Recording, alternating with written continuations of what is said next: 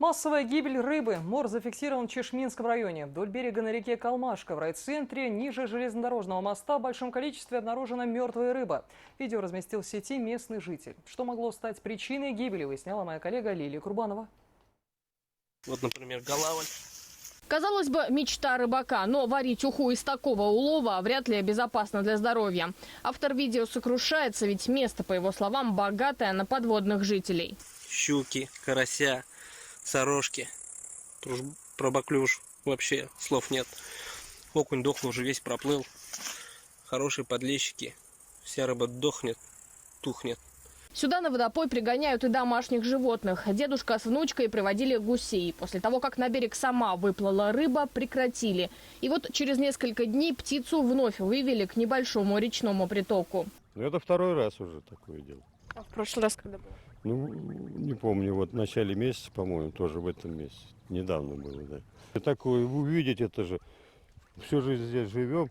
И на удочку сидели, то, что рыбу ловили. в Калмашке, которая нормально текла столько лет, и тут начала рыба просто умирать. Местный рыбак Руслан Ягудин с удочкой уже почти 30 лет. Последние 5 на реке Калмашке. Мор рыбу увидел тут впервые. Предполагает, что это могут быть проделки недобросовестных охотников за уловом или отравление стоками. Ну, что-то попало в воду. Или браконьеры электроудочкой где-то прошлись.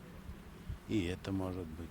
Сточная труба находится за деревьями. Аромат непередаваемый. В последнее время, да, буквально, наверное, месяца 3-4 запахи настолько усилились, что в темное время суток едешь, запахи очень сильные. Стоки в реку Калмашку сбрасывает предприятие, которое занимается обработкой воды населения и местных организаций. На территории несколько очистных сооружений. По словам руководства, есть все разрешения и необходимые технологии. Очистные работали в штатном режиме. Такого сброса ничего не было. Но производственный контроль по промпредприятиям мы ведем постоянно. Тоже таких нарушений не выявляли. Жители поселка Чешмы обратились в Министерство экологии. На место выезжал егерь, была создана комиссия. Для проведения экспертизы нужно взять воду в месте гибели рыбы. Для этого выбрать лучше стеклянную посуду, на пластмассовой может оставаться осадок. На анализ уйдет от 2 дней до недели. Но даже сейчас при соприкосновении банки с водой видно, как на поверхности образуются цветные разводы.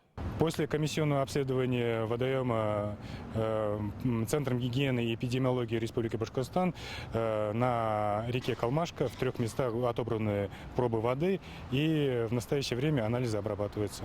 Река Калмашка впадает в Дему, после течения ведет в Белую. Если причина гибели рыбы в сточных водах, то они могут попасть и в большие реки. Если виноваты браконьеры, то следы недобросовестных рыболовов найти будет сложно. Пока рано делать какие-то выводы. Местные же надеются, что их речка больше не станет мертвой. Лилия Курбанова, Артур Елаев. Новости Уфа и Чешминский район.